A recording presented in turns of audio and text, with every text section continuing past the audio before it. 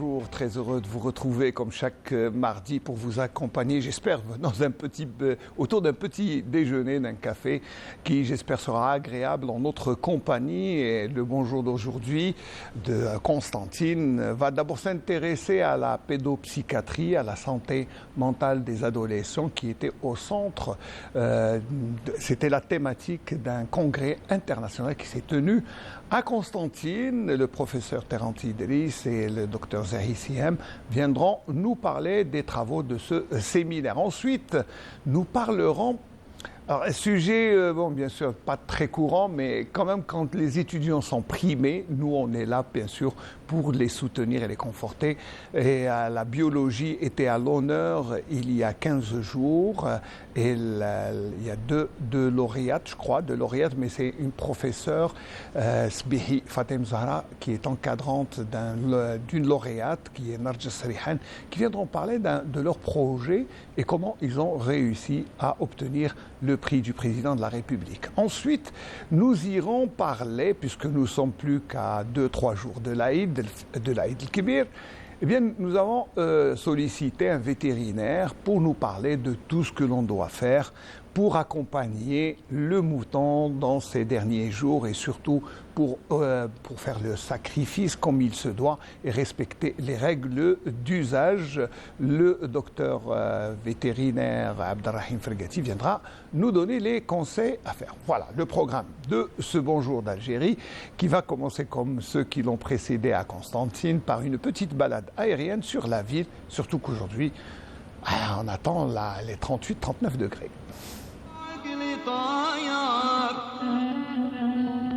حين وصلت لمدينة الهواء عقلي طاير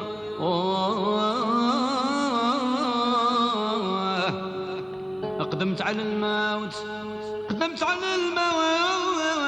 في رضا نجمة مرادي وانا دخلت انا عقب الظلامي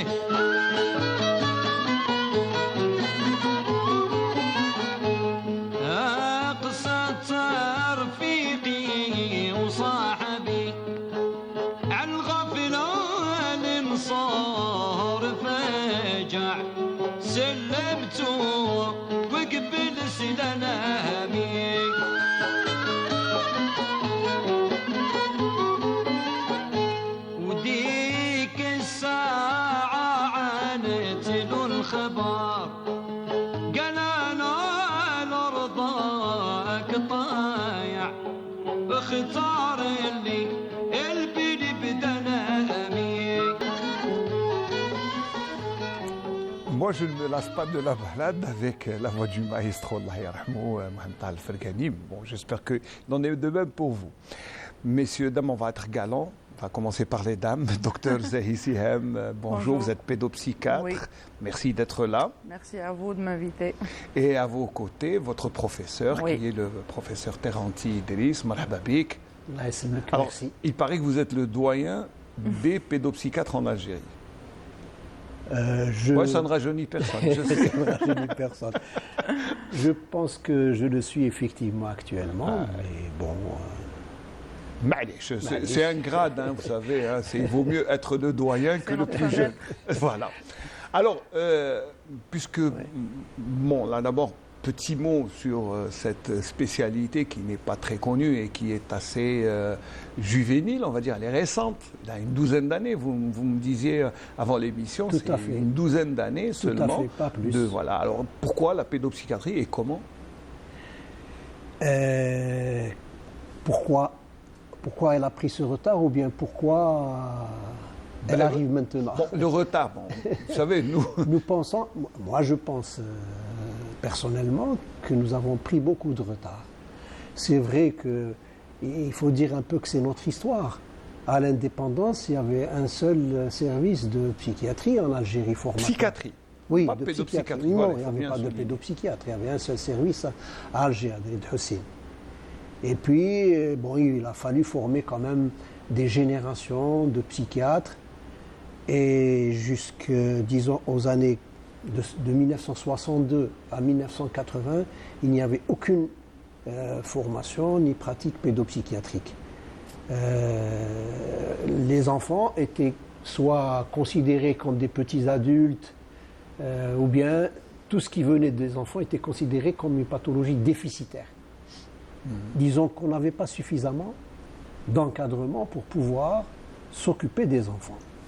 En 1978, je crois, il y a eu l'ouverture d'un premier service.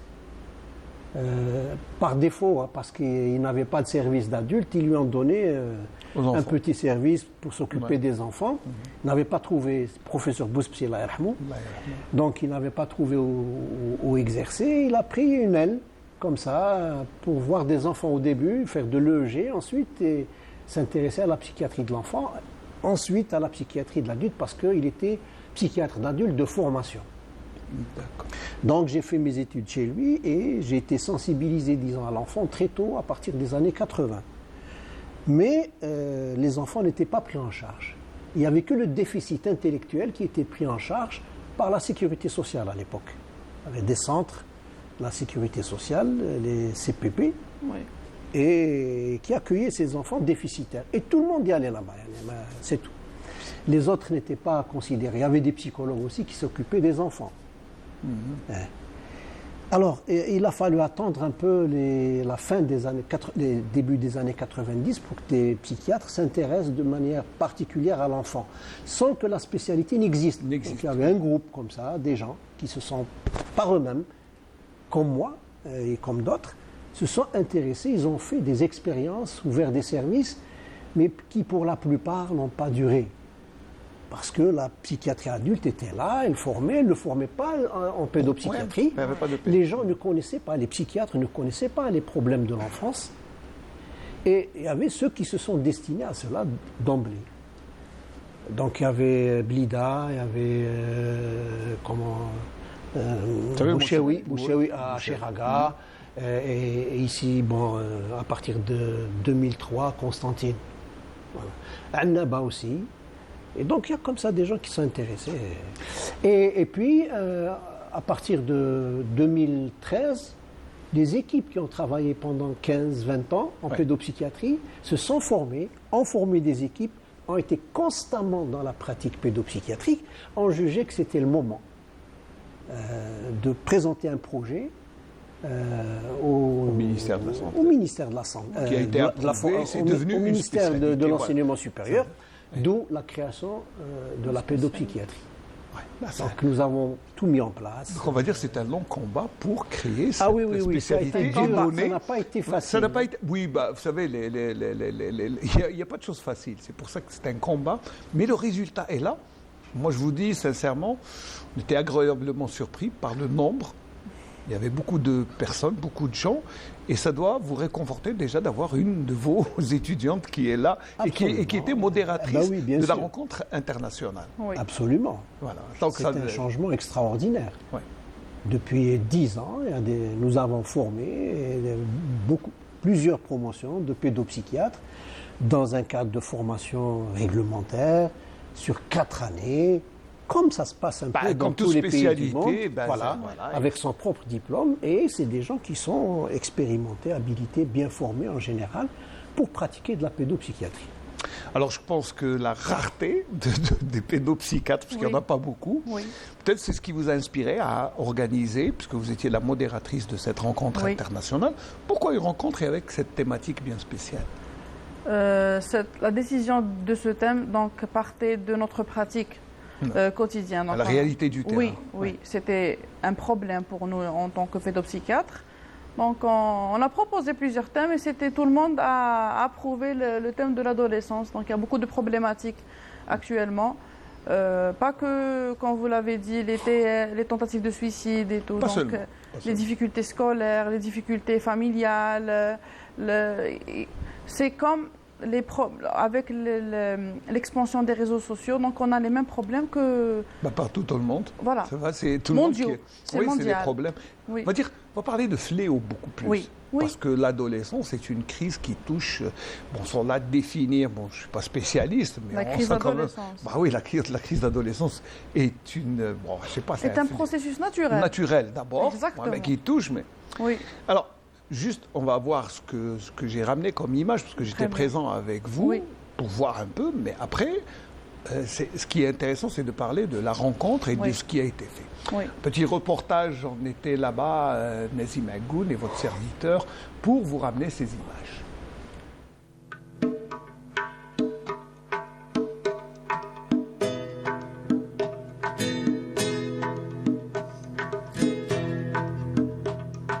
On a choisi de travailler autour de l'adolescent parce que dans les différentes consultations, comme vous avez vu le petit travail, la petite étude qu'on a fait ensemble, on est confronté régulièrement à la crise des adolescents et à la souffrance des adolescents et des familles qui ne savent pas quoi faire devant la souffrance de leurs adolescents. Et du coup, on s'est dit, c'est vraiment le moment, et c'est mondial, cette remarque de l'affluence des adolescents aux consultations de pédopsychiatrie, elle est mondiale. C'est une constatation de tout le monde et c'est essentiellement depuis le Covid. Donc, juste avant, dans les années avant, on recevait beaucoup de petits dans les consultations. On avait surtout des consultations d'enfants très jeunes. Et depuis le Covid, on a beaucoup de consultations, énormément de consultations d'ados, et des fois exclusivement des consultations d'ados. Alors après, pour les souffrances, elles sont très différentes, elles sont très diverses. Vous avez écouté nos présentations. Ils viennent parce qu'il y a des tentatives de suicide, ils viennent parce qu'il y a des maltraitances, ils viennent parce que il y a des débuts de psychose. Vous savez que l'adolescence, c'est le moment où il y a des choses qui vont s'inscrire dans le mental de l'adolescent. Et très souvent, la schizophrénie commence là. Alors, les fléaux, il y en a beaucoup. Les addictions. Alors, les addictions aux psychotropes, mais surtout, là, actuellement, on est confronté aux addictions aux écrans. Et nos adolescents, ils sont tout le temps en face des écrans. Ils prennent dans Internet, les smartphones, ils prennent des choses pas très positives pour leur développement. Et voilà, donc c'est à cause de tout ça qu'on a choisi cette thématique. Tout ce qui se porte sur l'adolescence, ça nous concerne.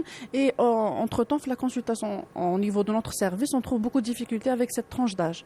Donc ce congrès, c'est vraiment l'occasion de traiter toutes les questions et de trouver des solutions, bien sûr, de trouver des solutions et des réponses à nos questions. On va parler des vulnérabilités, de la dysfonction familiale, des relations familiales. On va parler demain, Inch'Allah, sur les troubles des comportements alimentaires, sur le versant de la maltraitance, de comment prendre en charge les adolescents maltraités, par exemple. Donc, il y a des cas cliniques. L'après-midi, il y a beaucoup de cas cliniques très intéressants. Donc, c'est une sorte d'atelier. Donc, on va aborder les principales maladies, disons, et les principaux troubles trouvés chez l'adolescent et d'autres troubles. Nous avons toujours, depuis des dizaines d'années, milité pour la création de la discipline qui est la pédopsychiatrie. Nous avons maintenant une dizaine d'années d'existence en tant que discipline autonome par rapport à la psychiatrie de l'adulte. Et notre association est à son 3e congrès. Donc pour nous, c'est des réalisations. Et vous avez écouté la première séance, c'est les 8 services de pédopsychiatrie universitaires qui ont donc fait part de leur expérience dans la prise en charge des adolescents. C'est le thème de ce congrès. C'est surtout ça le thème. Absolument. Absolument. Donc pour nous, c'est vraiment un accomplissement par rapport à la dizaine d'années. Nous avons maintenant des dizaines de pédopsychiatres que nous avons formés. Nous avons entamé la formation des pédopsychiatres depuis 2013. Et de 2013 à 2025, ça fait 12 ans, nous avons des dizaines de pédopsychiatres formés en tant que spécialistes en pédopsychiatrie. C'est peu par rapport aux besoins du pays qui sont immenses et aux besoins de la santé mentale en général. Ce que les gens ignorent, c'est que la psychiatrie de l'enfant et de l'adolescent est la base de la santé mentale pour les futures générations, pour les adultes. Ce que les gens ignorent, c'est que la moitié des troubles mentaux chez l'adulte commencent à l'adolescence. Et l'autre moitié ont leurs racines dans la petite enfance. C'est-à-dire que la psychiatrie de l'enfant et de l'adolescent est à la base et à la source du bon développement et de la bonne santé mentale. Donc, dans le monde, tous les pays qui ont pris conscience de ça orientent leurs investissements dans l'enfant, le petit enfant et l'adolescent. Et on aura des adultes en meilleure santé. C'est un sujet très intéressant, fort intéressant, période de transition entre l'enfant et l'âge adulte, donc avec beaucoup de particularités émotionnelles, comportementales et aussi relationnelles avec la famille, les conflits de génération et tout ça, avec les problématiques du corps, les problématiques de l'identité. Et voilà, donc ça mérite vraiment d'être abordé comme sujet pour toutes ces 2 journées de formation. Donc, dans ce sens, je trouve beaucoup de similitudes entre l'Algérie et la Tunisie. Donc, vu les mutations au sein de la famille, les mutations sociétales, et on vit dans le même contexte, soi-disant, donc de changement,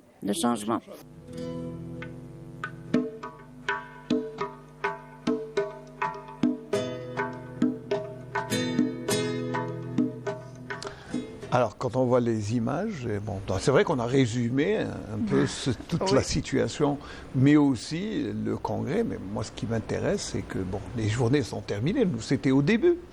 Donc, au sortir, d'abord, les satisfactions, puis peut-être ce que vous n'avez pas pu aborder, un petit bilan de ce que vous avez fait pendant les 2 jours. Alors, un petit bilan. Donc, c'était comme une formation, en fait. On n'a pas vraiment, comme l'a dit M. Terrentier, on n'a pas ressorti de recommandations explicites, mais on a appris beaucoup de choses. Donc hier, au staff avec les résidentes et le personnel médical, notre personnel et psychologue, je leur ai demandé qu'est-ce qu'ils ont appris. Eh bien, on a appris beaucoup de choses, beaucoup de nouvelles notions qu'on ne connaissait pas.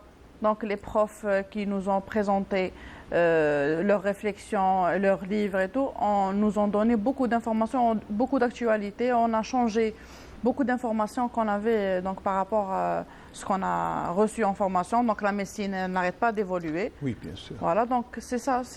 On a appris les nouveautés, tout ce qui concerne l'adolescent. C'est la une prise bonne en mise charge. à jour, on va Oui, dire. C'est exactement, c'est ça.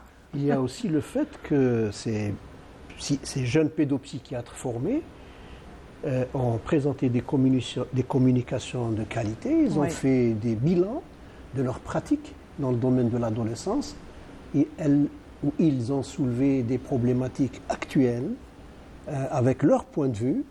Et moi, je trouve que leur communication et leur rapport a été considérable. Elles ont vraiment enrichi le congrès et je suis très content de ce qui a pu être dit dans ce congrès. Il n'y avait pas que les enseignants ou les profs qui ont fait des communications et qui ont éclairé leur communication et leur expérience, parce qu'elles ont pointé sur l'expérience pratique clinique, elles ont été d'un apport considérable. Des cas vraiment extraordinaires, et tout en donnant, à la fois en présentant des cas particuliers, mais en donnant des solutions qui pourraient éventuellement être appliquées pour d'autres cas. Oui. Donc moi je suis très content de l'ensemble des communications qui ont été... Oui, ça doit vous faire plaisir de voir quand même le résultat d'un combat. Puisque et là, de tous les services. Bon, il y a d'autres services qui malheureusement qui peut-être n'ont pas participé, parce qu'il n'y a pas que les 8 services universitaires. Il y a d'autres services, par exemple Harouch, il y a Ouadlatmania, il y a d'autres services aussi à Alger, qui ne sont pas des services universitaires, Tizi Ouzou par exemple. Batna, oui, qui malheureusement n'ont pas participé par des communications, qui devraient le faire un jour. Et je pense que leur participation, tous les communicants ont été... C'est vrai que chacun apporte son expérience du terrain, et puis c'est vrai que les expériences peuvent se ressembler, mais elles sont loin l'une de l'autre, je pense. Elles sont originales toutes. Oui. En particulier dans ce congrès qui a été consacré à l'adolescence. Tous les services et tous les pédopsychiatres ont des difficultés à travailler avec l'adolescent. L'adolescence, d'abord, ce n'est pas seulement un problème de formation, c'est surtout nous ne sommes pas outillés pour travailler avec les adolescents. Alors les outils pour bien prendre en charge, je pense que ça commence, vous le disiez vous-même, ça commence déjà par la santé mentale chez l'enfant. S'il est bien, il va bien traverser l'adolescence. S'il est mal pris en charge, ça va être un peu plus compliqué, je pense. Oui, on dit l'adolescence est à la fois une période de fragilité où tout est possible, mais c'est aussi, on l'appelle crise. Crise, ça veut dire qu'il y a un moment, quelque chose qui doit changer totalement, complètement. C'est à la fois un facteur de risque, donc de fragilité, de vulnérabilité, mais c'est aussi une opportunité pour un éventuel changement positif, c'est-à-dire de D'accord. récupération, y compris de ce qui dysfonctionnait pendant l'enfance. Oui. L'adolescence est une ouverture. Soit il va prendre un chemin de Un excellent souffrance, chemin, soit le mauvais. Voilà. Oui. Et il y a, par exemple, ce que dans la génération qui vous précédait n'existait pas, mais qui est maintenant un fléau, Oui. comme en parlait la présidente, c'est l'addiction Aux écrans. aux écrans. Oui. Aux écrans, la première victime, c'est d'abord les yeux, Oui. avant Et la santé mentale. Oui. Ça, vous devez probablement voir beaucoup de cas en ce moment. je dirais que peut-être 80% des problèmes des adolescents qui viennent, qu'ils aient une crise d'adolescence ordinaire ou des troubles, de vrais troubles mentaux, c'est leur relation avec leur téléphone et la réaction de leurs parents face à cette relation. Donc il y a toujours, le téléphone est au centre des problèmes donc soit ils font des Je crois que fugues. le téléphone est même au centre des problèmes, même chez les tout le monde. adultes. Donc voilà, Oui. je crois que c'est pas seulement Oui, chez les enfants, mais c'est vrai que ça prend une ampleur chez les enfants. C'est ça, donc les parents eux-mêmes sont addicts à leur téléphone. Donc on a beaucoup d'adolescents, ils disent et vous avez vos téléphones, vous passez des heures sur vos téléphones, pourquoi pas nous? D'accord. Donc c'est difficile d'expliquer et il ne faut pas s'attendre des adolescents qu'ils soient relatifs ou qu'ils aient du recul. Ou qu'ils aient une Donc, sagesse voilà. pour étudier. C'est comme voilà, il a c'est dit des adolescents. professeur Daniel Marcelli qui nous a fait une présentation, c'est le narcissisme. Donc il ne voit que son point de vue à lui. Il est immature, c'est neurologique. Il n'est pas C'est prêt pour... remarquable. Voilà. Vous savez, le narcissisme, il touche beaucoup Oui. beaucoup de gens, même pas seulement les adolescents. Le vous savez. narcissisme, c'est le fait de se concentrer sur soi, Sur pas soi, dans le ouais. sens Oui. trouble narcissique, oui. Donc c'est ça. Donc l'addiction aux écrans, vraiment, c'est un facteur. C'est pas un facteur de risque, un facteur déclenchant de plusieurs troubles actuellement. Donc c'est vraiment au centre de nos préoccupations. Vous- Oui. Oui, professeur. Disons qu'il y a, globalement, il y a des troubles psychiatriques et des troubles de santé mentale Oui. qui ne sont pas aussi forts, aussi intenses que les troubles psychiatriques, mais qui entraînent néanmoins une souffrance. Vous voyez, la santé mentale, c'est un sentiment, elle est définie comme un état de bien-être mental qui vous donne la possibilité de vous réaliser, de vivre dans votre société, de faire face De aux s'épanouir, difficultés, voilà, et puis- de s'épanouir, pour les adolescents et les enfants, d'utiliser toutes les opportunités que leur offre leur entourage, la famille, l'environnement, l'école, pour grandir, pour se développer, et pour devenir une personne donc, qui a sa place dans la société, etc. C'est une définition très vaste. Oui, j'allais dire. C'est-à-dire que- Les globalistes. Oui, la santé mentale englobe un peu, c'est le fait d'être dans un bien-être. Ce n'est pas l'absence ou la présence d'une maladie uniquement. Non. La santé n'est pas seulement l'absence d'une maladie. Oui. C'est le fait d'être dans un état de bien-être. On peut peut-être avoir une maladie, même un handicap, mais avoir un sentiment de Vous savez, bien-être. L'handicap, il est physique, il est visible. Mais la santé mentale, si elle est un peu perturbée, on ne voit pas beaucoup. des handicaps psychiques. Oui, c'est ce que Voilà. j'en étais. Donc, disons que c'est un continuum. Il y a une continuité entre la santé et la maladie. On peut dire que c'est valable même pour les problèmes de santé physique. Oui. Nous produisons des cancers et continuellement nous les éliminons parce qu'on est bien, on est dans un état de... Il y a des facteurs qui nous prédisposent à faire quelque chose, il y a des facteurs qui déclenchent, il y a des facteurs qui maintiennent, il y a des facteurs qui aggravent, et il y a des facteurs qui nous protègent. Ils sont multiples, ils peuvent être biologiques, psychologiques, sociaux, économiques, environnementaux, etc. Donc il y a une continuité entre le bien-être, sociale, mentale, physique, etc. Et disons que en ce qui nous concerne, Oui. nous parlons de santé mentale. Les besoins en santé mentale sont très larges. Ils dépassent la psychiatrie. Selon les statistiques de l'OMS, plus disons, 14%. non, pas plus pour le bien-être, Ah, le d'accord. fait de se plaindre. Oui. Pour l'adolescent, par exemple, on ne sait pas à quel moment, parfois on se pose la question, est-ce qu'il est malade ou pas? Bah oui. Est-ce que c'est une crise qui est transitoire qui va passer, ou bien il s'inscrit dans un processus pathologique Bah, qui va le surtout en pleine mener... crise d'adolescence, en général, l'adolescent a tendance à se renfermer sur lui-même. Y Et compris ça, pour c'est- l'addiction. Est-ce que c'est juste un petit essai passager, comme ça, exploratoire, comme tous les adolescents qui veulent explorer le monde, y compris ce qui n'est pas recommandé? Surtout. Les adolescents, c'est dans leur nature de prendre des risques. Oui. Ils explorent, ils veulent voir. Et surtout s'ils ont des relations, des connaissances qui leur font découvrir toutes ces choses. De mauvais guides, des fois. Voilà. Oui. Donc l'influence des pères est extrêmement importante pour eux.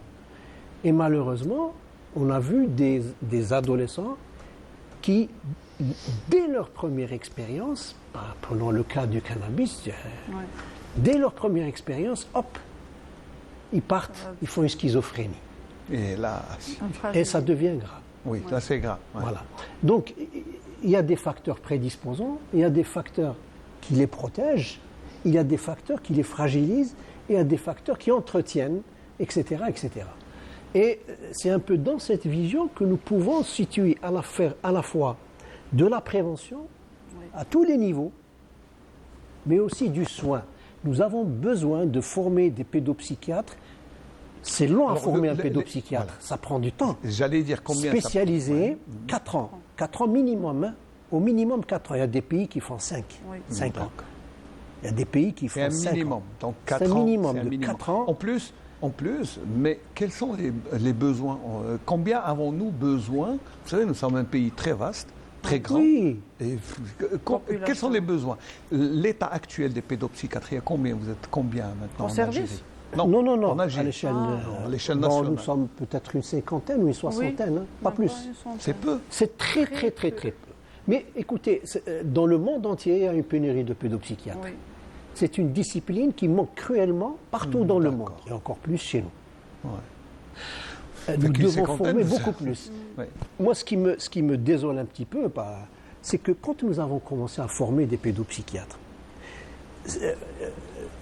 la logique veut que il y a des pôles ou des services qui ont suffisamment d'expérience, qui sont formateurs. D'accord. Ouais, on a Alors, compris qu'il y a des endroits où il y a beaucoup plus voilà, Ils d'encadrement. devraient- C'est normal, Voilà. Ouais, c'est normal. Pourquoi? Parce que ces services vont former Ouais. les psychiatres, les pédopsychiatres, mais aussi ils vont former tous les personnels qui interviennent dans la santé mentale qui ne sont pas nécessairement des psychiatres. Oui. Des psychologues, des médecins généralistes, dans les UDS, unités de dépistage de oui, santé c'est- scolaire, Ouais. dans la PMI pour faire du dépistage, C'est des unités. dans les centres de jeunes. C'est des unités de soins pour partout, partout. les éducateurs aussi. Voilà, on fait de la prévention au niveau élémentaire.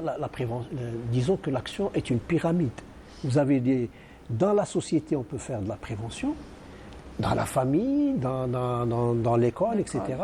Nous avons ensuite les unités, les services un peu pas spécialisés, mais de médecine de base générale. Pédiatre. Pas en pédiatrie, mais en médecine générale, par exemple, santé scolaire. Vous avez aussi des interventions un peu plus spécialisées, comme en pédiatrie, en neuropédiatrie, en psychiatrie d'adultes, qui peuvent recevoir aussi des cas. Et enfin, vous avez les cas les plus difficiles, la pathologie pédopsychiatrique qui doit arriver en pédopsychiatrie. Donc, ces services doivent former pour tout cela. Malheureusement, là, les premiers pédopsychiatres formés sont répartis à travers le territoire national. Pendant des années, on n'a pas des C'est vrai que des assistants. Quand même, oui, c'est vrai. J'ai compris pour être équitable. Voilà, Mais c'est pas logique. C'est pas logique. Vous savez, hein, la logique voudrait aussi que vous soyez un service indépendant, que vous sortiez de l'hôpital Absolument. psychiatrique, parce que je pense que vous souffrez un peu de cette fausse idée, de ce préjugé que mon enfant il est malade, je ne l'emmène pas chez le psychiatre. Il n'est pas Ces fou. services Et ça, de formation voilà, doivent être externalisés, oui, absolument, doivent être indépendants. pour Je suis enlever la d'accord avec vous. stigmatisation, Ouais. doivent être absolument renforcés parce qu'ils vont, disons, se reproduire par ruissellement. Ils vont former tous les gens Bien sûr. qui ont besoin d'intervenir dans la santé mentale. Et on a beaucoup à former. Et on a compris que les intervenants dans la santé mentale sont multiples. Et ça ne concerne pas seulement les psychiatres ou les psychologues, Absolument. mais c'est aussi les médecins généralistes, tous Les ceux pédiatres. qui sont... Les pédiatres, il ne faut pas les C'est oublier. très important. C'est très Extrêmement important parce que important. c'est eux qui sont en relation avec Absolument. Vous savez, le débat, il est très intéressant. Et là, je crois qu'on a touché...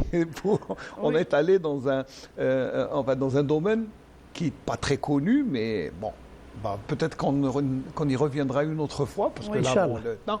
Mais juste pour conclure, Dr Zahir Siham, ce genre de rencontre, d'autant plus internationale, ça a été très bon, c'était très bien. C'était très enrichissant sur tous les plans. L'échange de connaissances, l'échange d'expériences, ça c'est bien. Mais sinon, si vous avez un dernier mot à dire, c'est le moment. Sur le congrès. Sur le service aussi, peut-être. Sur le service. Le service, on laissera le professeur Terranti. Voilà, le service, donc c'est ça, c'est le manque de personnel. Donc les rendez-vous au niveau de notre service allant jusqu'au mois d'août actuellement. Donc, en général, vous avez combien de consultations au quotidien? Les nouveaux cas. Les nouveaux cas, c'est chaque jour. Personnellement, je vois chaque jour des nouveaux cas. Sinon, c'est les autres malades. Donc, c'est les rendez-vous des autres malades. Et vous voyez Donc, combien de malades? Bon, pas malades, mais combien de patients? Il faut déjà connaître que la consultation en pédopsychiatrie dure minimum, c'est 1 heure de temps. Eh oui. Donc, généralement, on donne jusqu'à maximum 4 malades par jour. Mais il y a une forte demande, donc on dépasse des heures les 4. sup. Oui, des heures sup. Plus que 4 malades par jour. Vous aimeriez avoir du renfort? Oui, ça, oui, c'est exactement, oui. Et c'est à propos des rencontres, donc c'était très enrichissant et vivement la prochaine rencontre. Donc déjà, on est excités, on pense au prochain thème, tellement on a beaucoup de questions à traiter. Très bien. Oui. Professeur Terranti, oui. Un dernier mot. Un dernier mot. Moi, ça va être difficile de dernier mot, mais bon, allez, pour conclure, on va faire une petite conclusion. Nous avons besoin d'un plan de santé mentale pour l'enfant et l'adolescent. Et la pédopsychiatrie a un rôle clé à jouer pour animer ce plan. Pour le moment, en Algérie, c'est elle qui a la possibilité de former toutes les disciplines impliquées. Oui. Parce que la pratique pédopsychiatrique est une pratique multidisciplinaire, impliquée dans la prise en charge des problèmes mentaux de l'enfant et de l'adolescent. Les besoins sont énormes. Il n'y a aucun parent qui ne soit plus ou moins inquiet pour le devenir de ses enfants et surtout des adolescents. Les facteurs de risque sont énormes. Vous les connaissez, tout le monde les connaît. Mais oui. La rue Matarhamch. Et maintenant, la rue est à la maison avec les technologies. Avec les réseaux sociaux, les technologies, c'est vrai que... Donc, tout le monde, les facteurs de risque sont énormes. Nous avons besoin de promouvoir, et je le redis, je l'ai dit dans le petit entretien qu'on avait eu, nous avons besoin d'un plan spécial pour la psychiatrie de l'enfant et de l'adolescent. Comme nous avons besoin d'un plan spécial pour l'autisme. Nous avons travaillé 4 ans pour la mise en place du plan autisme et malheureusement, il est resté lettre morte ou bien il va être appliqué de manière qui fait, on ne sait pas trop. Surtout là que vous touchez un problème, l'autisme, qui touche de plus en plus d'enfants. Je crois que vous allez confirmer ce que je dis, vous recevez de plus en plus d'enfants qui sont autistes. Et il faut le dire que ce n'est pas une fatalité, ça peut être pris en charge. Elle doit être prise en charge, oui. Ouais. Et il suffit juste... Un dernier mot. Le dernier. Tout ce que nous faisons en pédopsychiatrie, c'est de la prévention pour la santé mentale de l'adulte. Voilà.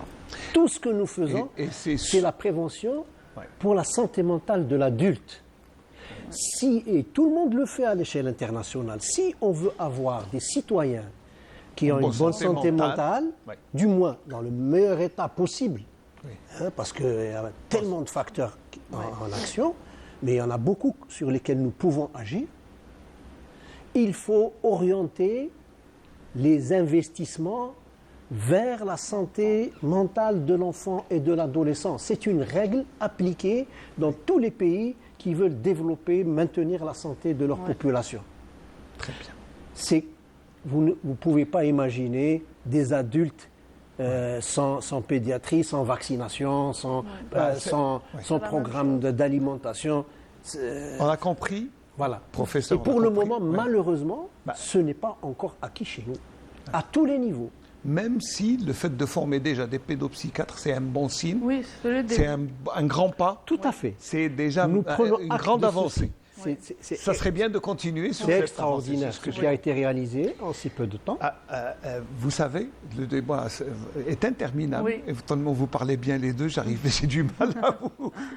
Mais Oui. il faut quand même, il y a une gestion du temps. Oui. Donc, Tout à fait. Mais merci. D'abord, je vous remercie Oui. d'avoir été nos invités ce matin. Puis vous tirez la sonnette d'alarme sur Oui. surtout la santé mentale. Le citoyen de demain, comment le préparer? Ça passe par la prise en charge des enfants, des adolescents, parce que c'est les adultes de demain, c'est eux qui vont conduire ce pays, qui vont conduire cette communauté vers le bien-être. Et quand on est bien, on travaille bien. Absolument. On On est un citoyen utile et créatif. Très bien. Voilà, Merci donc, de nous avoir reçus. non, mais c'est moi qui vous remercie. Puis j'espère qu'on aura d'autres rencontres, Inch'Allah, Inch'Allah, oui. parce que Inch'Allah. le sujet est intéressant. On n'a pas encore. Je vous donnerai déjà rendez-vous, Inch'Allah, pour prendre en charge, pour les moyens de prendre en charge l'autisme Oui. chez l'enfant et puis surtout rassurer les parents. Oui. Ce n'est pas une fin. On peut prendre en charge un Le enfant qui service est a une malade grande et- expérience et dans une ce grande domaine. expérience dans Oui. ce Vous pouvez domaine. appeler Surtout, Dr Zahir. casser ce tabou. Je ne vais pas chez le psychiatre, moi Oui. je ne suis pas fou, ça non, le psychiatre, le pédopsychiatre est quelqu'un qui vous accompagne. Oui. Professeur Terranti, merci. Docteur Zahi, Merci. c'est un merci d'avoir été nos invités dans cette première partie d'émission. C'est vrai qu'on a parlé de santé mentale, bien on en parlera encore, Inch'Allah, dans d'autres émissions, parce que le sujet est très intéressant. On va transiter, parce que, vous savez, avant-hier, c'était la journée de l'enfant, et la journée de l'enfant, certaines associations en profitent pour aller rendre visite aux enfants malades, puisqu'on reste toujours dans les enfants, et rendre visite, apporter le sourire, donner un petit cadeau, jouer. Je pense que c'est très bien pour le mental, ça permet de guérir. Et c'est ce qu'a fait l'association. Notre ami Nazim Angoun était au rendez-vous avec cette association qui s'est rendue à l'hôpital pour voir les enfants.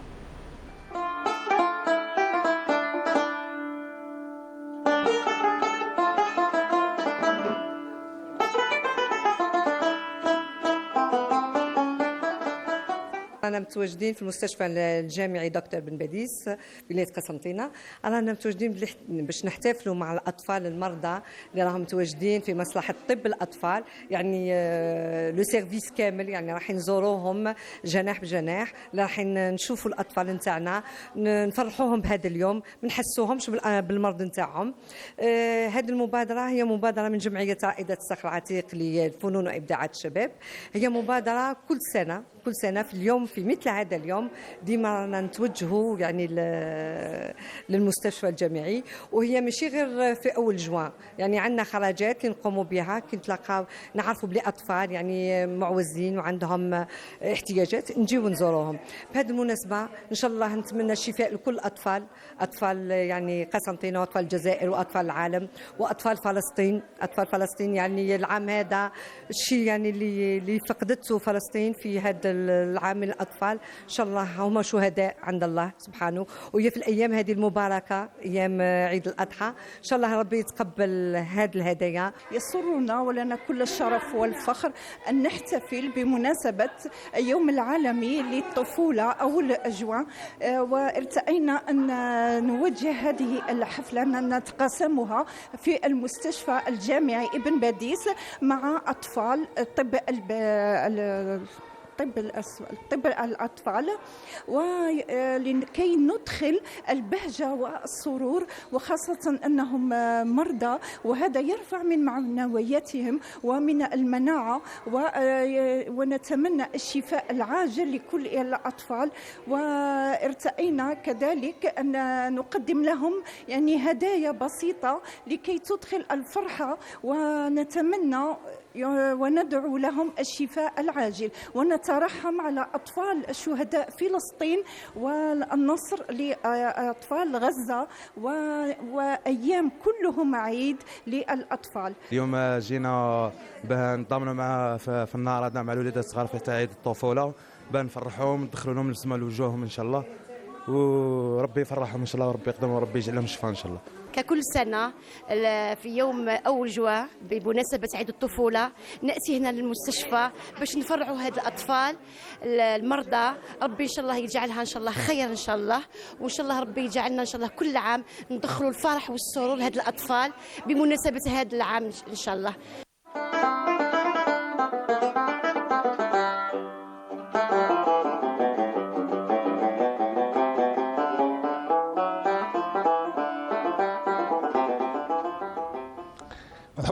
Pardon, beaucoup d'émotions, parce que la visite chez les enfants malades, c'est toujours avec beaucoup d'émotions.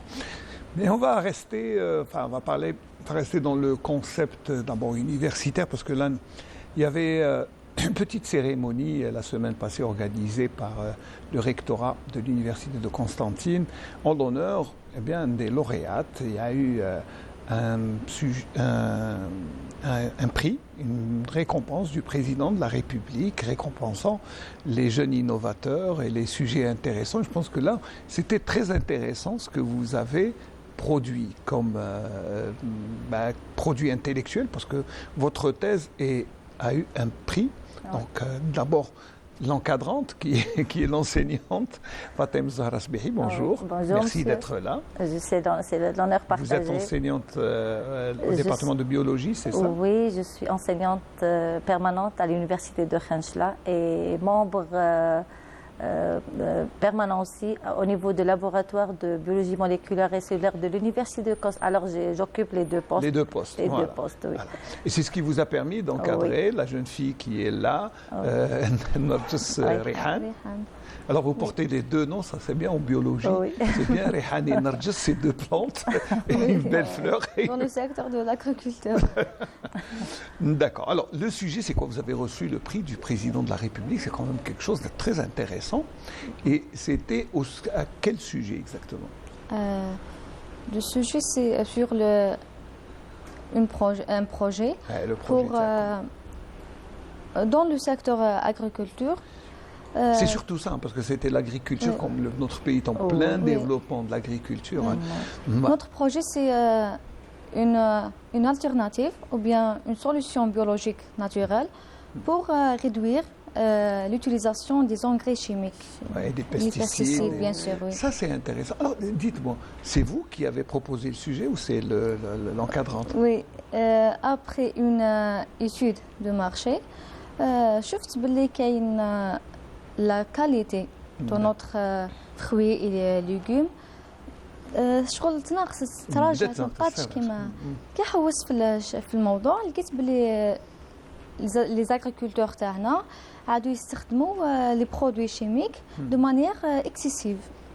دونك حبينا سما كي جاتني ليدي حبيت بروبوزيت على الاساتذه تاعي وبدينا نخدموا عليها. لقينا بلي تاع شغل عندها اهميه كبيره. Et pourquoi pas un produit naturel, algérien, local, avec des micro-organismes locaux et avec des techniques biotechnologiques pour remplacer ces produits chimiques. Oui. Voilà, ça, c'est intéressant. Oui. Et qu'est-ce qui vous a convaincu? Qu'est-ce qui vous a plu dans le sujet? Moi, personnellement, c'était une thématique de mon doctorat qui a débuté depuis 2008 jusqu'à 2016. Oui. Quand même, je travaille dans un laboratoire qui est pionnier dans ce domaine-là. Déjà, on ne travaille que de la rhizosphère, des bactéries, de l'écologie microbienne, tout ce qui intéresse beaucoup plus le sol. Et je tiens à remercier les pionniers, nos pionniers. Oui, c'est vrai que vous avez été précédé par des M. Bengdouer et M. Benhaizia, à qui j'ai l'honneur de travailler avec eux. Ils nous ont donné l'opportunité de poursuivre dans ce domaine. Et vu que Narges, elle est intéressée à travailler sur ce sujet, franchement, vous avez tout de suite dit oui. Oui, j'ai dit pourquoi pas développer notre idée. Déjà, c'est une étude, déjà, elle est cachée dans les tiroirs. Pourquoi pas la développer, de la mettre sur le marché? On a fait pas mal d'expériences, mais les expériences sont déjà arrêtées, n'ont pas eu le lieu. Il n'y a pas eu de suite. Oui. Une fois, on a eu l'idée de Narges. On a sauté sur l'occasion et voilà, notre produit il est là. On peut le développer, pourquoi pas, pour une agriculture durable, pour minimiser l'utilisation des pesticides, pour enrichir nos sols, parce que nos sols, vu l'érosion, vu le dégraissement, il y a pas mal de notions désagréables, ce qui fait qu'il faut toujours penser à quelque chose de nouveau et pourquoi pas utiliser ces nouveautés. Sincèrement, tu sais fait le prix? Sincèrement. Non. Même quand tu sais fait un prix. درت mes efforts avec l'équipe mais ما كانش متوقع يعني c'est un honneur. Oui, c'est un honneur d'être primé par le président de la République, ça n'arrive pas tout le temps. Et puis surtout, après votre prix, vous avez été reçu par le recteur de l'université. Enfin, il y avait tous les recteurs de l'université de Détroit, du pôle universitaire de Constantine. Il n'y en avait pas un seul, mais il y avait tous les directeurs, tous les doyens. Ça vous a fait plaisir d'être en présence de l'élite scientifique du pays. الحمد لله وهذا اللي شغل حفزنا باه نزيدو نكملوا ونديفلوبي لو برودوي تاعنا وعلاش لا نوفروه للفلاحين تاعنا باش يستخدموه نستفيدوا منه. Alors moi j'étais présent à la cérémonie, moi et mon ami, mon alter ego Nazim Agoun qui était présent. Puis les images de la cérémonie, après vous allez nous dire qu'est-ce que vous attendez, où va-t-on avec ce prix, avec ce projet, quelles sont les chances qu'il soit matérialisé sur le terrain. Ça c'est les questions que vous allez y répondre après le reportage. جميعا العمال الكرام، اليوم هو يوم تكريمي للكفاءات التي بذلت مجهودات كبيرة جدا وشاركت في مسابقة جائزة رئيس الجمهورية للباحث. وهذا التكريم يدخل في الاعتراف بهذه المجهودات اللي قدموها طالبتين من جامعة قسنطينة واحد، وهو تتويج لكل الأعمال التي قاموا بها هم وبالتأطير من طرف الأساتذة في مخبر الجامعة. ومن خلال هذه اللفتة نريد أن نبعث برسالة لكل الأسرة الجامعية وخاصة الطلبة بأنه كل من يجتهد وكل من يبذل مجهودات ينال الجزاء الكريم والجزاء الحسن على كل المجهودات، ويجد الجامعة واقفة بجنبه من أجل تسهيل مساره العلمي والبيداغوجي. وهذا شرف كبير لنا في جامعة قسنطينة أننا على المستوى الوطني ننال أو تحصل طالبتين من طلبتنا على مثل هذه الجائزة التي تعتبر الأولى في مجال التعليم العالي والبحث العلمي. وهذا راح يزيدنا إصرار وعزيمة من أجل المضي قدما لرفع اسم جامعة قسنطينة واحد عاليا إن شاء الله. معكم ريحان نرجس، خريجة جامعة قسنطينة واحد الإخوة من توري، وصاحبة المرتبة الأولى مع الفريق يعني تاعي في جائزة رئيس الجمهورية للباحث المبتكر بمشروعي المبتكر بيوسيم أغرو، وهو محفز حيوي يدعم الزراعة المستدامة. هذا المحفز الحيوي يعتبر يعني بديل للأسمدة والمبيدات الحشرية الكيميائية، يعني راح نعتمدوا على البكتيريا والكائنات الدقيقة هي اللي رايحة يعني تحسن لنا الإنتاجية كما ونوعا، راح تحسن الجودة ثاني، رايحة تغذي التربة بالمواد العضوية، راح تمد هرمونات النمو للنباتات بطريقة يعني طبيعية 100%، بالإضافة إلى أنه عنده تأثير ضد الفطريات، يعني راح يحمي المحاصيل اللي راهو يعاني منها الفلاحين مع الأمراض الفطرية، يحميها بطريقة طبيعية، يزيد المناعة تاع النبات ويقضي على هذه الفطريات. وتم تجربته يعني على نبات القمح والحمد لله مدلنا نتائج مبهرة، وشجعنا هذا الشيء باه نحوله إلى منتج نهائي، وكان عندنا منتج نهائي مستعد أنه نطلقوه في السوق الجزائرية. ماذا بنا يعني نلقاو دعم باه نحققوا هذا الشيء ونأسسوا الشركة تاعنا على أرض الواقع باه يستفيد الفلاح تاعنا من هذا المنتج. مشروعنا عبارة عن محفز حيوي بديل يعتمد على الزراعة المستدامة كبديل فعال للأسمدة والمبيدات الحشرية، يعتمد على الكائنات حية. اختيرت في مخبر بعد العديد من الاختبارات، لقينا اللي عندها خصائص مثل تزويد النباتات هرمون النمو، انزيمات تحليل المواد العضوية مثل الفوسفات، هرمونات تقوية المناعة والقضاء على الفطريات أنتيفونجيك. المشروع تاعنا يستحق انه شغل الحمد لله انه ما بين 800 مترشح احنا تحصلنا. شغل هو المشروع تاعنا الحمد لله مشروع مليح. راني برز بزاف فرحانه بالنجاح تاع بنتي وبالمجهودات نتاعها اللي ما ضاعتش هباء.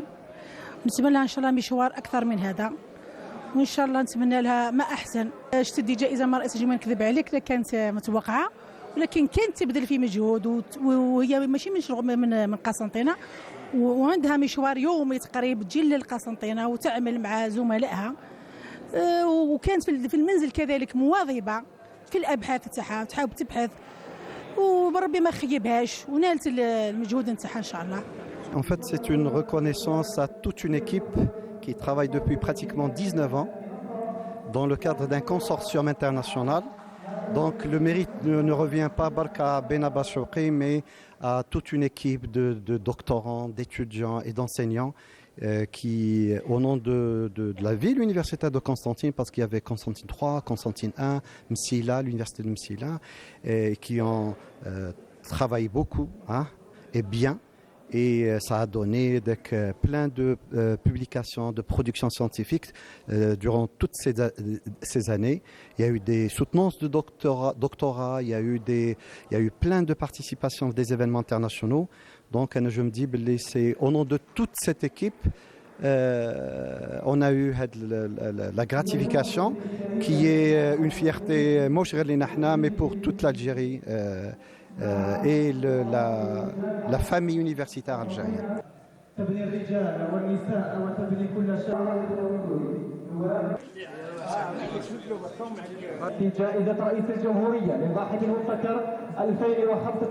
Voilà, mais l'ambiance, ça doit vous faire plaisir de revoir les images. Oui, de les revoir encore. C'est un motif de fierté quand même. Bien sûr, oui, alhamdoulilah. Alhamdoulilah. Alors, et le projet, donc, est-ce que vous espérez qu'il va être matérialisé sur le terrain? Est-ce qu'il y a une demande? Est-ce que c'est une bonne idée, mais bon, je sais qu'elle n'est pas nouvelle, mais elle a été développée. Alors.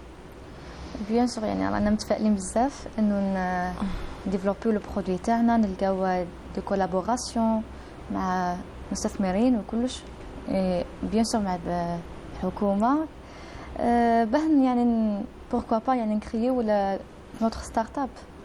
Alors, vous parlez de start-up, c'est vrai qu'on en parlait un peu hors antenne. Start-up, maintenant c'est le tissu économique du futur et le développement économique du pays. Donc, créer une start-up qui fabrique cela, et là, il y a tout un mécanisme d'aide pour créer votre entreprise. Oui, avec l'innovation, avec notre innovation et l'esprit des recherches et tout. ماذا بينا يعني ما نخدموش غير برودوي واحد، نوسعوها بوغ يعني باه نبداو كخطوه نحو الزراعه المستدامه، لاغريكولتور دورابل في لو بيي تاعنا، وماذا بينا يعني نلقاو الدعم اللي نستناو فيه. رانا متفائلين وباه نبداو ان شاء الله ونحققوا هذا الشيء. Et vous êtes enseignant, vous êtes l'encadrant, ça doit vous faire plaisir de voir qu'un projet qui était seulement virtuel, il est matérialisé. Il est maintenant sur place, on peut dire il est sur table. Maintenant, pour ce produit, Inch'Allah, nous devons sur le marché. Pour le mettre sur le marché, on a eu pas mal de promesses envers les agriculteurs. Ils veulent l'essayer, mais pour l'essayer, il faut avoir au moins quand même une quantité. Une certaine quantité. Oui. Actuellement, on n'a que des petites quantités. C'est qu'il faut en faire au moins. Est-ce que ça demande beaucoup de moyens de réaliser? Oui. Franchement, c'est un travail de laboratoire. Il faut travailler de 8 à 5. Il faut travailler grande quantité de la matière première. Après, pour la remettre. Dites-moi, professeur, puisque là, ça c'est un cas, c'est un projet qui a vu le jour et qui a été primé. Oui. Je pense qu'à l'université, il y a beaucoup de projets comme ça qui mériteraient. Oui, il y en a pas mal. Il faut toujours donner l'occasion à ces étudiants. Et même à ces capacités. Il n'y en a pas uniquement les étudiants, il y a des chercheurs qui travaillent de jour en jour. Et les travaux, franchement, il faut toujours mettre l'accent sur ces travaux. Il ne faut pas les laisser au tiroir. Parce que si on ne les développe pas, on dirait que... Là, vous avez été concurrencé quand même parmi 800 projets. 800 projets. 800 c'est énorme. C'est énorme. C'est une chance quand même. C'est une chance, bien C'est une chance. On voulait, franchement, quand elle me parlait de l'inscription et tout, je lui dis, on patiente un petit peu. C'est pas le moment. Il faut aller doucement. On n'est pas encore sûr si on aura. Mais vu quand ils nous ont appelés, il nous dit que vous êtes parmi les premiers. Ah, là, c'est une grande surprise. Ça veut dire qu'il y avait une certaine ténacité à la tenue à s'inscrire et à participer au concours. Elle a eu franchement. Elle était très. كنت شغل داير كونفيونس بالخدمه تاعنا وباللي الحمد لله يعني خدمنا على كل الجوانب تاعها مش غير يعني لابوغاتوار خدمنا على الباكاجين لومبالاج على لو نون تاع اللوغو تاعنا سمعت بزاف حفايس ودرسنا بيان وشفنا بلي شغل لي زيفي تاعو راهم بيان بزاف وسيينا سيغ لو تيغان شغل كنا متاكدين بلي البرودوي تاعنا راح يشكل يعني فرق كبير في البلاد تاعنا ان شاء الله. Elle était très motivée parce que franchement quand quelqu'un qui veut se montrer, cela veut dire elle veut que notre produit elle veut que son produit soit réalisable sur le terrain, c'est surtout ça. Voilà. Alors, enfin, on arrive à la fin. Si vous avez un mot à dire, d'abord, ça doit vous faire plaisir parce que les autres étudiants vous regardent, ceux qui ont d'autres projets. Et vous êtes une note d'optimisme pour eux, c'est un exemple. Bien sûr, يعني ننصحهم كامل انهم كيجيهم فكره شغل ما يحتقروهاش يسيو يتوكلوا على ربي سبحانه وبربي ان شاء الله يعني ما يخيبهمش ربي ويشوفوا الافكار تاعهم في ارض الواقع ان شاء الله سورتو مع هذا الدعم اللي كاين من الحكومه تاعنا من الدوله تاعنا والاهتمام يعني الفعلي في ارض الواقع يعني مع الابتكار المؤسسات الناشئه واكيد يعني ننصحهم انهم يدخلوا مع النوادي العلميه لانهم راح يعاونوهم بزاف البيئه هذيك تاع الشغل تخليهم ينميو المهارات تاعهم يديفلوبيو رواحهم باش يقدروا يعني رياليزيو هاد لي زيدي تاعهم. Les clubs scientifiques vous ont beaucoup aidé. C'est ce qui vous a aidé à d'abord vous encourager et surtout le contact avec les autres étudiants. Donc ça a été très important. شغل الفكره ان الابتكار تاعي هزيته من هذاك لونفيرونمون تاع لي كلوب سيانتيفيك. D'où l'intérêt bien de vulgariser ce qui se fait dans les clubs scientifiques. Et puis vous avez reçu le soutien du président de la République. C'est pas rien, hein, attention. Je pense que c'est الحاجة المليحة اللي زدت فيها. Bien sûr, oui. C'est un honneur de cette chance يعني والحمد لله يعني. On vous souhaite bon courage. Merci beaucoup. Et puis, on a oublié de citer l'étudiante qui était avec vous. Comment elle s'appelle? مسعود بورقدة باتول. Voilà, vous étiez toutes les deux. binôme تاعي. Et l'enseignante, c'est la notre- co-encadrante. ma collègue Gharzouli Razika, que je la salue de ce Voilà. plateau. Yatekom Saha. Rabbi Merci yahfazek. d'avoir répondu à notre invitation. Rabbi yahfazek. Et puis, on vous souhaite bon courage. Merci. D'autres succès, Inch'Allah. حتى نهار تجيبي لنا الشركة تاعك كانت تمشي déjà. إن شاء الله يا إن شاء رب. pourquoi الله. pas, là. Puis d'autres projets. Inch'Allah, pourquoi D'accord, pas, professeur. Inch'Allah. Merci beaucoup. Merci. Je rappelle que vous étiez là après avoir été primé par le président de la République. Vous avez reçu le prix de l'innovation et ça, c'est très important. Et c'est un soutien aux jeunes créateurs. On va changer de sujet tout en restant en collant à l'actualité, mais on va aller d'abord chez nos amis animaux. D'abord, on va passer au centre hippique et notre consoeur Ikhlef Sara s'est rendu au centre hippique pour nous ramener ce qui a été fait à l'occasion de la journée de l'enfance et puis on parlera de l'approche de l'animal qui est le mouton que l'on va sacrifier durant l'Aïd avec le docteur vétérinaire Abdelrahim Ferkati.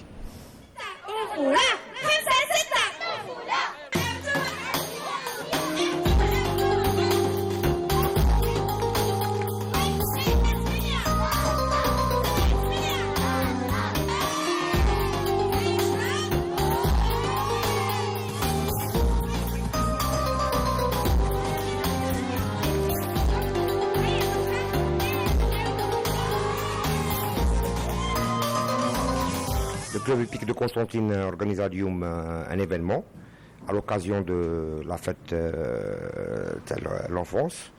حنا نرحبوا بالعائلات القسنطينيه بكل ونشجعوهم بيجيو يسجلوا هنا في النادي تاعنا.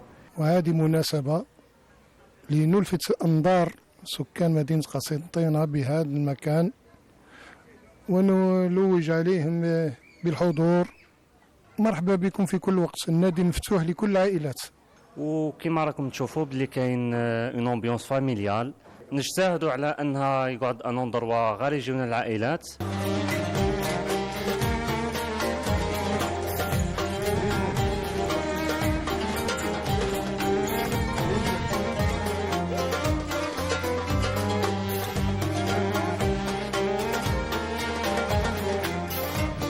جبت اليوم الولاد استمتعوا باللا جورني ودرك رايحين يركبوا في الحصان وسيت اون اكتيفيتي اللي يحبوها بزاف. انا بريسك شاك ويكاند نجيبهم لهنا. حاجه مليحه، فروسيه مليحه للولاد للوالدين، عجبتنا مليحه وحنا تمتعنا. انا فريسه في النادي الفروسيه تاع قسنطينه في تاع بوصوف. عندي عام ونص تقريبا ملي دخلت وجوغ هذا هو لو سبور اللي ارتحت فيه اكثر من لي سبور بكل. رياضه الفروسيه هي رياضه كامله وشامله، زعما تخدم الكوتي مونطال، تخدم الكوتي فيزيك، الكور تاعك كي تكون راكب بكل يخدم لي جامب لي مولي يديك ظهرك اون بلوس. مليحه بزاف فيها كوتي بسيشي كوتي مونطال. رياضه مليحه بزاف، فيها بزاف احساس مع الحصان، تما قادر ديروا كيف نديروا علاقه بين الحصان والانسان. هي نتمنى بكل يجيو هنايا الكلوب ومرحبا بكم في اي وقت. انا بيني وبين الشوفال هو كونتاكت كبير، يعني كما يقول لك شغل الحصان كما يقول لك هو صاحبي هو كلش، فهمتي شغل درتو صاحبي.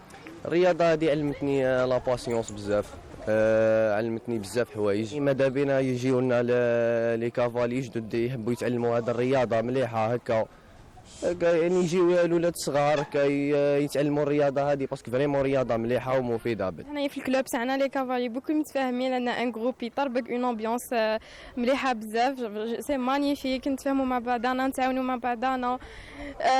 عندنا ان تروك اون كومون بيناتنا سي الحب تاع الخيول.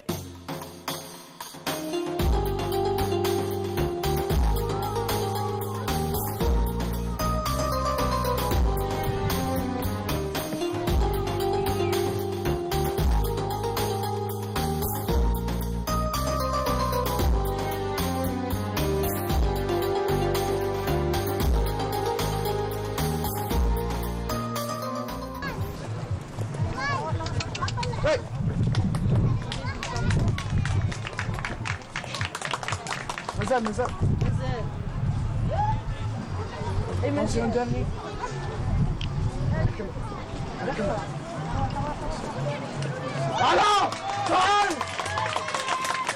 صافي دركا 2 ans que راني هنا في الكلوب هذا. بون كيما راكم تشوفوا اليوم كاين كونكور. انا واجدين. صافي دركا 2 سمان حنا نوجدوا الكونكور هذا. وان شاء الله من بعد نشوفوا الريزولتا لي كافالي كامل ان شاء الله. واش يخص بالمسابقه عندنا 3 ايبروف، الاولى 60 سنتيم، الثانيه 80 سنتيم، والاخرى متر و10 يكونوا فيها العوده تاعنا الملاح. هذه يعني راهي مسابقه داخليه بين لي كابالي تاعنا قاعدين نبريباريو فيهم البريمي دوغري ان شاء الله، انسيك لي كومبيتيسيون على برا.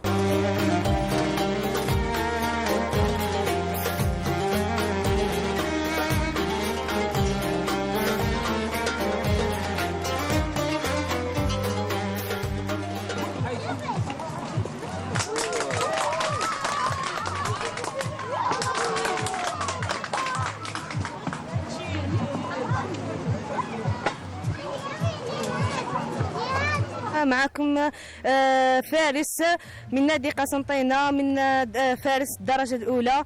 معكم بن زقوطة خليل عبد الرحمن. اليوم الحمد لله بفضل الله تحصلت على المرتبة الثالثة. درنا كونكور وعدة مليح وأمبيونس مليحة، ونتمنى لكم تدخلوا في هذه الرياضة باسكو رياضة مليحة ورياضة نبيلة. خاص بالتسجيلات عندنا ابارتير دو 9 ans الاولاد يقدروا يسجلوا، ورايحين لونسيو تاع البوني باه الاولاد الصغار من 5 سنين وطلع يقدروا يسجلوا عندنا. مرحبا بالعائلات القسنطينيه هنا في نادي فولوس قسنطينه بوصوف. نعم، اريد ان اسجل في هذه الرياضه. عجبتني كيفها إساطة وممتعة ورائعة. هذه الرياضة أعجبتني وأريد أن أسجل فيها. حلمي كما نكبر نولي ندير الفروسية. رياضة ممتعة وجميلة تحتوي على أحصنة حيوانات جميلة. أجواء رائعة وممتعة. أتمنى أن أشارك في هذه الرياضة الممتعة. أتمنى عيدا سعيدا لكل أطفال العالم. الفروسية مليحة، الحصان مليح، حب الحصان. Il n'y a pas mieux que le sourire et l'innocence des enfants. Voilà, c'est le bonheur absolu. On va parler, puis bon, le bonheur des enfants, c'est aussi le jour de l'Aïd. Et le jour de l'Aïd, c'est le vendredi, Inch'Allah, prochain. Bien sûr, c'est le jour aussi du sacrifice. Il y a tout un rituel. Et le docteur vétérinaire Abdelrahim Felgati est là sur le plateau pour nous parler de tout ce que l'on doit faire. Abdelrahim, bonjour. Bonjour Smaïl. Ça va? Merci pour l'invitation. Ça va très bien, alhamdoulilah. Je suis toujours à l'aise dans ton plateau, comme d'habitude. Il faut être à l'aise. Voilà. Alors, dis-moi, d'abord, bien sûr, nous, on est novices, hein, moi je le dis toujours, je ne m'y connais pas en mouton. Mais comment je dois faire pour choisir le bon mouton, surtout qu'il reste 2-3 jours avant d'acheter. Comme moi, je suis un retardataire, je n'ai pas encore acheté. Donc, où je laisse me dire, qu'est-ce que je dois faire? Déjà, il faut que tu m'appelles. Je pourrais t'accompagner. D'accord. Voilà, avant que je commence. Oui, mais pour ceux qui n'ont pas la chance d'avoir un ami vétérinaire. Oui. Donc, je voudrais profiter de la journée de l'enfance pour donner juste un message à tous les parents. Je vais le dire en arabe, comme ça tout le monde va me comprendre. يا إخواني المواطنين لازمنا نفرقوا نعرفوا كيفاش نديروا لا ديفيرونس، نفرقوا بين اللاعب مع الخروف واللاعب بالخروف. يعني هضروا على اولادنا لانه مع الخروف يعني خرجوا. Parce qu'en général, c'est vrai qu'en général, on achète le mouton pour faire plaisir aux enfants, alors que bon, c'est vrai, ça fait plaisir aux enfants d'avoir un animal, jouer avec lui, mais pas le malmener. C'est vrai. Voilà, ça, pas le malmener parce que déjà, ça, par rapport au bien-être de l'animal. Et puis, il y a beaucoup de trucs qui interviennent dans la qualité de la viande après. Hein. Non, c'est surtout l'approche. Voilà. On a parlé de bien-être avant tout. Le bien-être mental, c'est aussi de l'animal, il est important. Voilà. Je voulais dire, bon, quand on va, pour ceux qui sont novices, qui sont spécialistes comme moi, comment je fais surtout, on me dit, hein, ça c'est un des problèmes, que l'on rencontre souvent. On voit حاجة خارجة في الكبش يقول لك تاع le vaccin barque ou je n'ai pas compris. Oui, je vais y arriver. Ça c'est déjà Oui. Je vais revenir justement à ta question. Pour le choix, généralement il faut déjà acheter d'une personne de confiance, de chez une personne de confiance, de chez quelqu'un qu'on connaît déjà. Sinon, généralement, ouais. c'est les marchés libres et tout, la soie qui est Mangoulou. Il faut s'approcher du mouton qu'on va acheter. Il ne faut pas le regarder de loin. Il faut s'approcher parce que, n'oublie pas, que c'est un cadeau qu'on fait au bon Dieu. Oui, c'est une offrande. Voilà, il faut une offrande. Et j'ouvre une parenthèse. Quand on va acheter un véhicule, on le voit de tous les côtés, on fait le numéro de châssis, la suspension, le moteur. C'est presque la même chose pour le cadeau l'offrande. Donc il faut choisir le cadeau. Voilà, il faut choisir le cadeau. Il faut s'approcher de l'animal. Il ne faut pas acheter un mouton qui est toujours assis. Il faut qu'on demande à l'éleveur de le faire bouger. D'accord. C'est pour voir s'il boite, s'il ne boite pas. On le voit de tous les côtés. Des fois, comme quand tu l'as bien dit, l'abcès, on ne le voit pas. On le découvre quand on rentre chez nous. Bon, pour l'abcès, généralement, les éleveurs, ils nous disent toujours que c'est le vaccin. Alors que ça n'a rien à voir avec le vaccin. Ce n'est pas un vaccin, ça c'est une bactérie que le mouton, l'animal, ingère dans la nourriture. Voilà, dans sa nourriture. Et cette bactérie va aller pour migrer et pour faire quelques problèmes, des inflammations et tout. L'une des inflammations très connues, c'est la lymphadenite caséeuse, je vais le dire en arabe, comme ça, pour un peu... Pour que tout le monde comprenne. Voilà. التهاب العقد الليمفاوية الجبني. D'ailleurs, on dit al-jubni. Al-jubni, si tu l'as remarqué, tout le monde a vu que dans cet abcès, il y a du pus. Le pus, il n'est pas vraiment liquide, c'est un peu... C'est caséeuse. C'est la caséeuse. Donc, c'est là où on voit que ce n'est pas le vaccin. Si c'était le vaccin, ça aurait fait une inflammation et ça aurait donné un autre genre de pus, plus liquide, plus fluide. Et voilà. Est-ce que ça veut dire que le mouton est malade ou non? Non, voilà, justement. C'est une réaction, je pense que c'est une réaction immunitaire, non? Oui, réaction immunitaire. Bon, c'est une maladie, mais le vétérinaire, quand il intervient, même l'éleveur, on crève l'abcès. C'est bien, on crève l'abcès. Oui, on crève l'abcès. On le crève, oui. On crève l'abcès, puis on injecte une solution juste pour nettoyer, et après, on envoie un antibiotique. Après, s'il y a la cicatrisation, donc la cicatrisation de la plaie, ça, c'est un animal qui est en bonne santé. En bonne santé, il est bon pour le sacrifice. Il y a juste l'udhiya, d'accord. Mais s'il y a toujours du pus, il faut éviter, comme on le dit en arabe, al-marida. Wal-marida la tajuz l'udhiya. Donc, si cet abcès est vraiment, il est grand, il faut éviter aussi. Au moment de dégorger le mouton, sacrifier, comme on le voit sur ces images, ça c'est le rituel. Au moment du rituel, au moment du sacrifice, on essaie d'éviter de crever cet abcès parce que là, ça peut donner, ça peut risquer, donner des risques de putréfaction de l'encolure. Ouais. Et là, ça risque d'aller vers un autre problème. Voilà. Alors, là, c'est quand il y a un abcès, quand c'est bon. Mais s'il n'y a pas, comme on le sait chaque année, c'est aussi, surtout après, quand on opère le sacrifice, il y a surtout le kistidati qui est que l'on doit surveiller. Oui. Là, c'est parce que c'est très néfaste. Voilà, ça cause beaucoup de problèmes. Là, c'est le premier conseil que l'on donne. Voilà, le premier conseil par rapport au kyste édatique, il ne faut jamais le jeter par terre comme ça. Parce que s'il est ingéré par un chien, ça va... Un chien ou un chat? Oui, c'est par les petits animaux. Généralement, le chien, c'est l'hôte définitif. Donc, on risque de causer d'autres problèmes pour la santé humaine. Parce que c'est transmissible. Oui, oui, oui. Et comment on a la trilogie du One Health. One Health, ça parle de la santé de l'environnement, la santé de l'animal et la santé de l'homme. Donc, il faut toujours penser à avoir un environnement sain pour éviter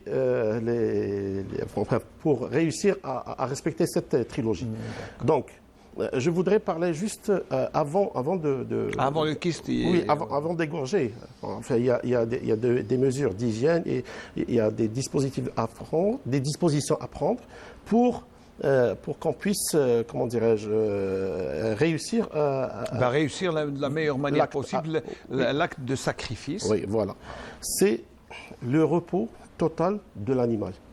Ça, c'est primordial. D'accord. Il faut le laisser se reposer. Le laisser se reposer avant de le sacrifier. Et bien avant, disons entre 12 jusqu'à 16 heures, nous on dit 24 heures, il y a la diète hydrique. C'est la plus... il faudra souligner ça avec un trait rouge. La diète hydrique, c'est ce qui va nous faciliter l'opération de sacrifice. Parce que on voit des fois on a déjà vu des voisins qui montent le soir avec des bottes de foin et de... Ça, c'est très faux. Et واحد يقول لك يموت على شبعه نبدلو ياكل. C'est une faute. Je vais te dire, parce que ce qu'il mange la veille, c'est ce qu'il va utiliser dans 2 jours. Dans 2 jours, il n'y aura plus de moutons. Ce qu'il a comme réserve, ça lui suffit pour 2 jours, parce qu'il a déjà mangé la veille. Il a dans sa panse, elle est pleine de réserves pour qu'il rumine. Donc, on lui donne que de l'eau, à partir de 16h, 18h, on lui donne... la veille la veille, on ne donne que de l'eau. Surtout pas lui donner à manger, parce que c'est pas bien pour lui. Surtout pas, parce que lui, quand on lui donne de l'eau, lui, il va nous aider à décharger ce qu'il a à l'intérieur. Parce que lui, toute la nuit, il rumine. C'est un ruminant. Et il rejette. Voilà. Et ces déchets, au lieu que c'est nous qui les enlevons de sa panse, c'est lui qui nous a déjà fait le travail la veille. Donc, la diète hydrique, il faut que tout le monde sache que ce mouton, il ne va pas mourir de faim. Oui. Parce que non, il va manger. Non, il faut arrêter de lui donner à manger en milieu d'après-midi. Pendant Ramadan, nous on jeûne jusqu'à 17h. Personne n'est mort de jeûner. Oui, mais nous, on ne va pas te sacrifier demain. Et nous, on ne rumine pas. Et on ne peut même pas manger. Plutôt, on ne peut même pas boire. Donc, pour l'animal, il rumine, il ne jeûne pas, il mange ce qu'il a à l'intérieur, et puis il est en train de boire, et il facilite l'opération pour le lendemain. Il facilite l'opération de sacrifice le matin, qui est très importante, et surtout, alors la manière d'approcher l'animal, c'est très important. Oui. Le mouton est un être vivant, donc voilà, il y a certains, on donne quelques conseils pour bien approcher l'animal. Alors quels sont les conseils? Déjà, on a parlé de repos. Il faut qu'il se repose bien avant qu'on l'emmène à l'endroit. L'endroit, on essaie d'éviter où on peut souiller le maximum, surtout le djilд, comme on dit. Donc, si on a un endroit, si on peut choisir sur du carrelage ou sur la terre, on préfère carrelage parce qu'il est plus facile à nettoyer. À nettoyer après, parce qu'il faut penser pas seulement à l'opération de sacrifice, mais après. Voilà. L'animal, avant tout, on doit bien se laver les mains. Surtout parce que les gens, le premier à sacrifier, on sait que les gens ont les mains propres. Mais après, On a les mains souillées avec tout ce qui est la laine, les abats, tout. Ouais. Voilà, et on approche, surtout si on va égorger 2 ou 3, ça c'est un risque de faire transmettre tout ce qui est, toutes les saletés, entre parenthèses, qui risquent de...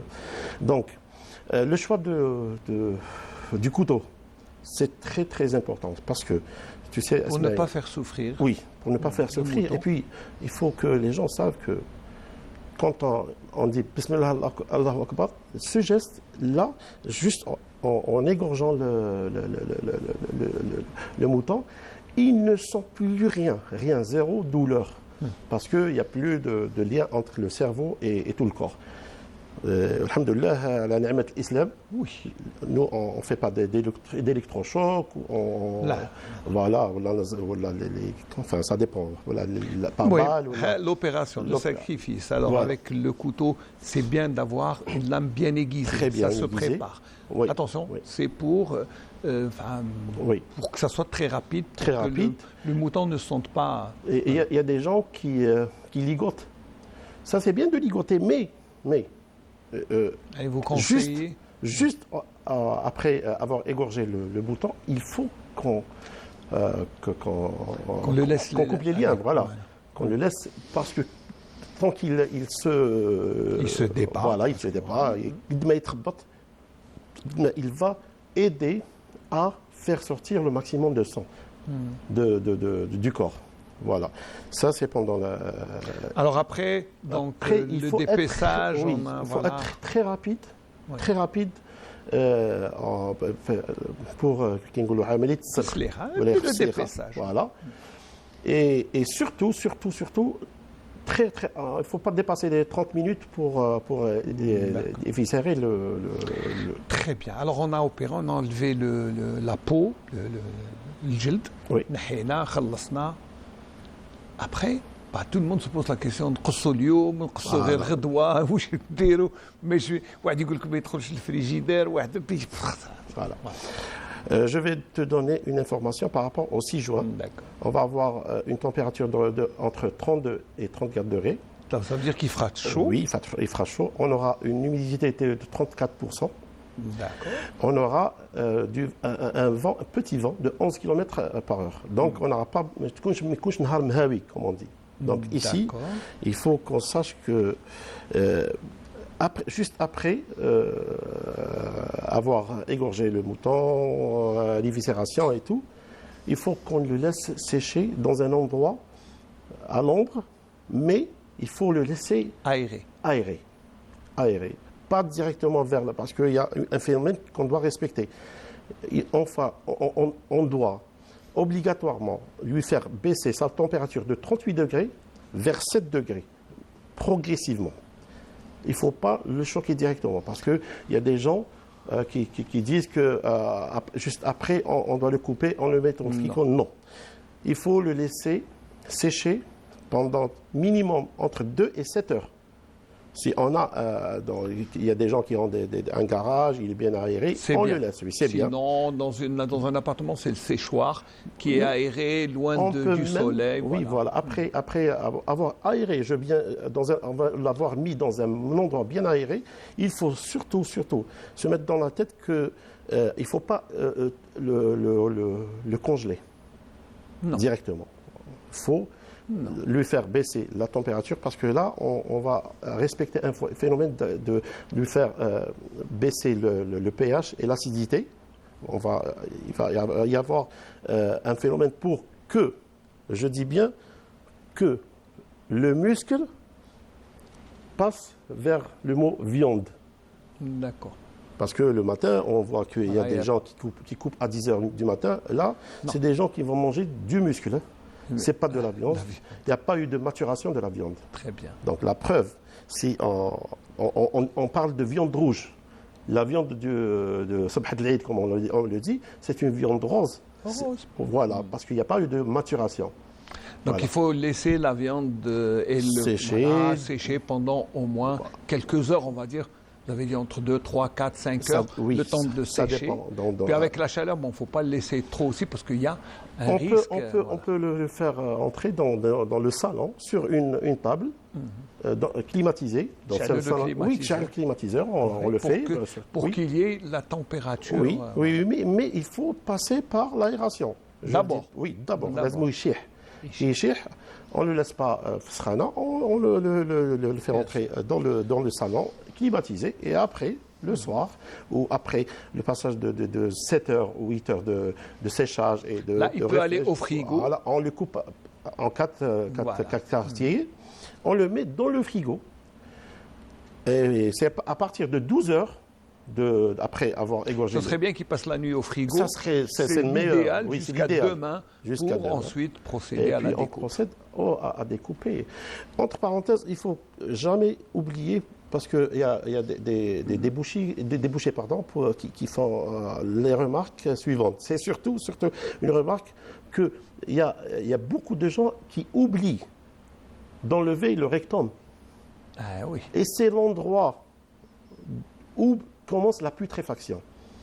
Généralement, التعفن يبدا من الفخاد, comme on dit. Et c'est par rapport au rectum.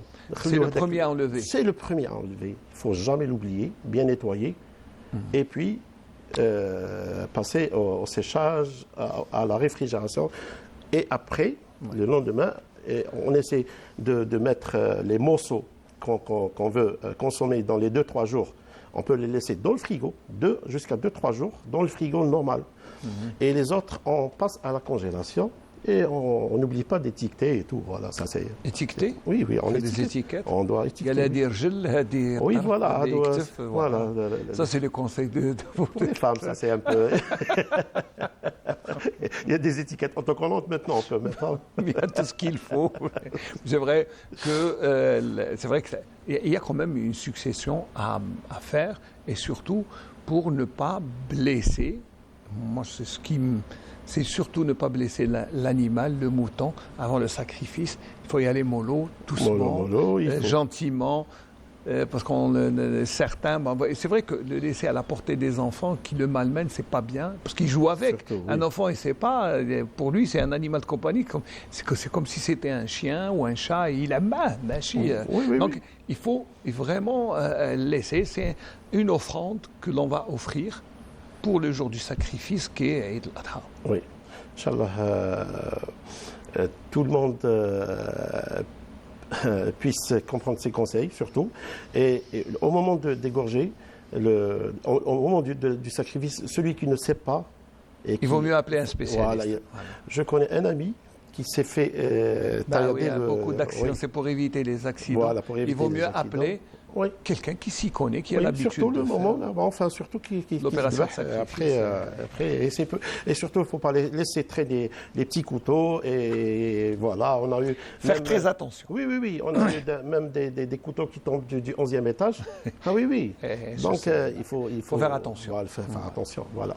Abdelrahim Fergati, vétérinaire, merci d'avoir donné tes conseils.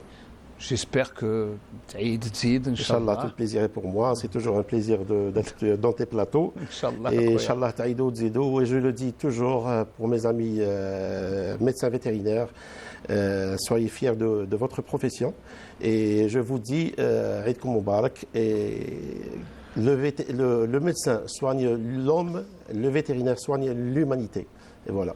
Ben oui, l'humanité, c'est fait de tout. Nous sommes la première barrière. Voilà. Merci beaucoup, docteur. Inch'Allah, نتلاقاو في العيد نتغافروا مع بعضنا ان شاء الله. في مسجد واحد. ان شاء الله يا ربي. Voilà, merci Abdelrahim Fergati qui vient clôturer ce Bonjour d'Algérie à partir de la station régionale de Constantine. Je vous donne rendez-vous samedi prochain, Inch'Allah, pour une émission spéciale Eid. Il y aura de la fête, il y aura des musiciens, on va chanter là, mais c'est déjà l'Eid. On se retrouvera, Inch'Allah, samedi prochain. D'ici là, je vous souhaite un Eid al-Adha Moubarak, Eidkoum Moubarak, كل عام وانتم بخير, سنين دائمة, وإن شاء الله يعاود علينا ربي بالخير والبركة. Je vais remercier toute l'équipe qui nous a accompagnés depuis le matin. Nous étions en direct depuis la station régionale de Constantine. Merci à toute l'équipe, merci à Nabil Yagoubi et à tous ceux qui ont travaillé pour ce Bonjour d'Algérie à partir de Constantine. Je vous retrouve, Inch'Allah, le deuxième jour de l'Aïd.